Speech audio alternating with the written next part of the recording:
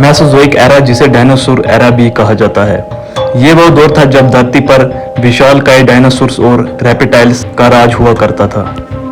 Mesozoic era की शुरुआत आज से तकरीबन 252 मिलियन सालों पहले एंड पर्मियन एक्सटिंक्शन के बाद हुई थी।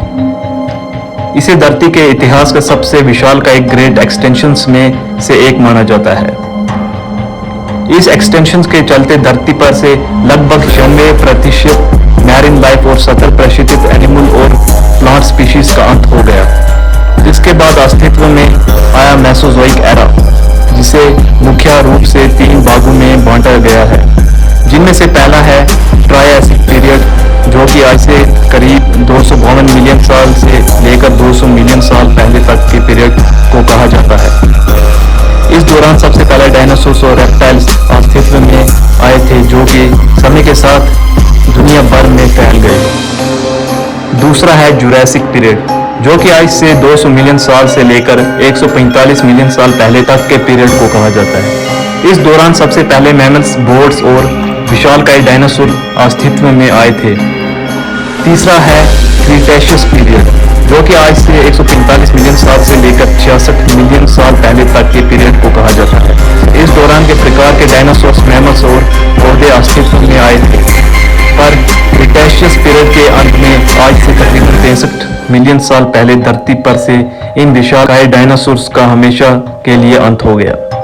पर आखिर इन विशालकाय जीवों के अंत कैसे हुआ और कैसे इनका अंत मानव के उत्पत्ति के कारण बना, ये सब जानेंगे हम आज के इस वीडियो में। हमारे ब्रह्मांड में जो भी चीज़ मौजूद है वो हमेशा एक कांस्टेंट मोशन और चेंज में रहती है, चाहे हम बात करें छोटे एटॉमिक पार्टिकल्स की, प्लैनेट्स की या कई लाइट ईयर विशाल गैलेक्सीज की।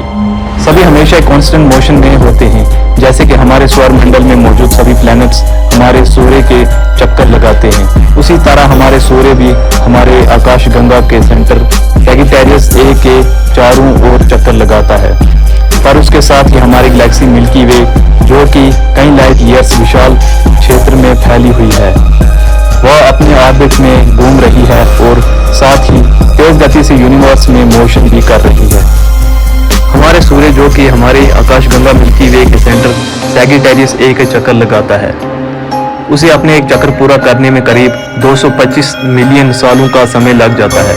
यानी हमारे सूर्य ने अपने जन्म के बाद से केवल 19 बार ही हमारे गैलेक्सी के सेंटर का चक्कर लगाया है।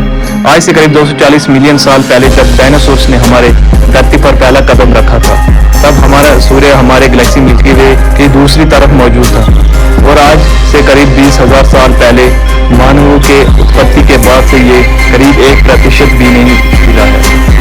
आज से तकरीबन 6 करोड़ 50 लाख साल पहले करीब 15 किलोमीटर विशालकाय एस्टेरॉयड अचानक हमारी धरती से आ टकराया।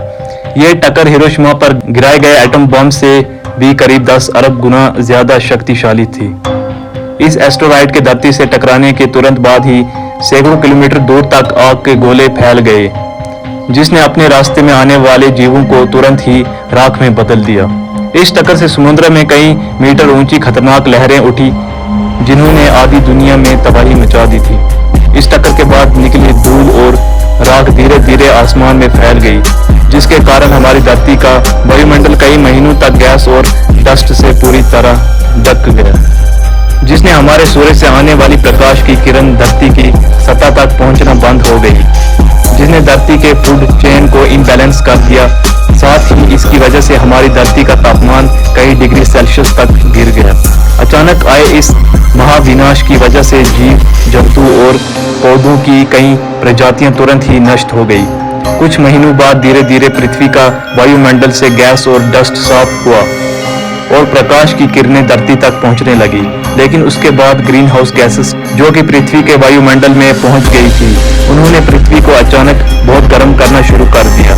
तापमान में आए इन भयानक उतार चढ़ाव ने कई और प्रजातियों को नष्ट कर दिया। इस मास एक्सटिंक्शन की घटना को क्रीटेशियस टेल्यूजीन एक्सटिंक्शन इवेंट के नाम से जाना जाता है।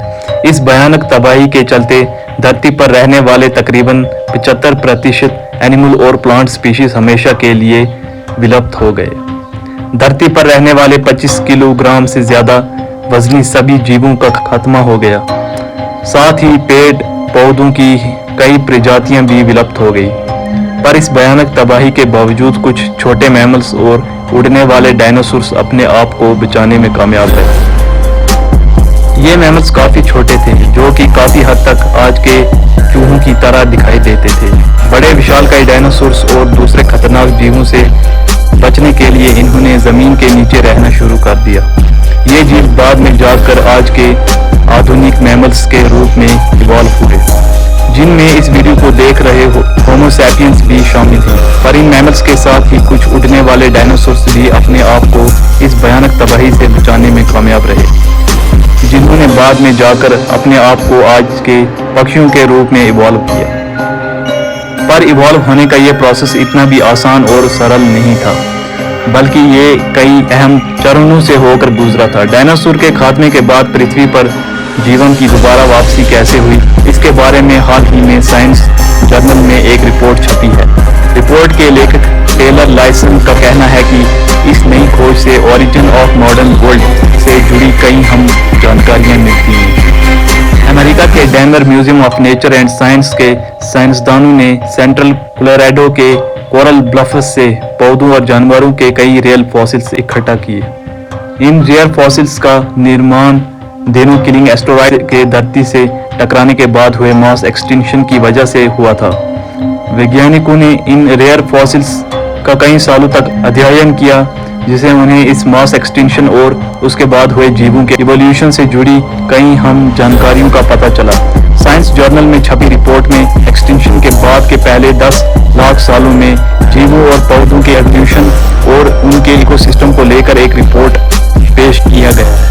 वैज्ञानिकों को पहले भी विशालकाय एस्टेरॉयड का पृथ्वी से टकराने और उसके बाद हुई तबाही के छोटे मोटे सबूत मिलते रहे हैं, लेकिन धरती पर इतने बड़े पैमाने पर हुई तबाही और मास एक्सटिंक्शन के प्रमाण कभी नहीं मिले। इस हालिया रिसर्च रिपोर्ट में सैकड़ों फॉसिल्स की जांच की गई है, जो कम से कम 16 जीवों और 600 से ज्यादा पौधों के हैं, जिनके बाद वैज्ञानिकों का कहना है कि एस्टेरॉयड के पृथ्वी से टकराने के तुरंत बाद धरती का सारा वायुमंडल कई किलोमीटर मोटे ढोल और राख के चादर से ढक गया, जिसने कई महीनों तक सूर्य की किरण को जमीन में पड़ने नहीं दिया।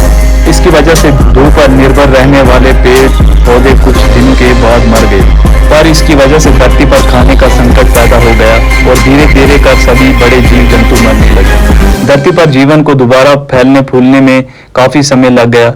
एस्टेरॉयड्स के टकराने के करीब 1 लाख साल बाद जंगलों में पेड़ों का विस्तार हो गया था और छोटे छोटे चूहे जैसे दिखने वाले मैमल्स के वजन मध्य और उत्तर अमेरिका में पाए जाने वाले रैकून के बराबर हो गया था। इसे करीब 3 लाख साल के बाद अखरोट के पेड़ों में विविधता शुरू हुई और तब सबसे बड़े मैमल्स के आकार के हो गए थे।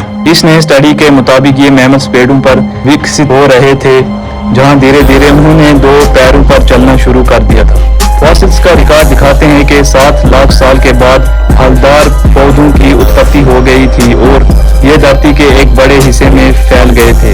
इसके साथ ही 2 सबसे विशाल मैमल भी इसी दौर में नजर आना शुरू हुए। इनका वजन करीब 50 किलो और आकार बेरिए के बराबर था।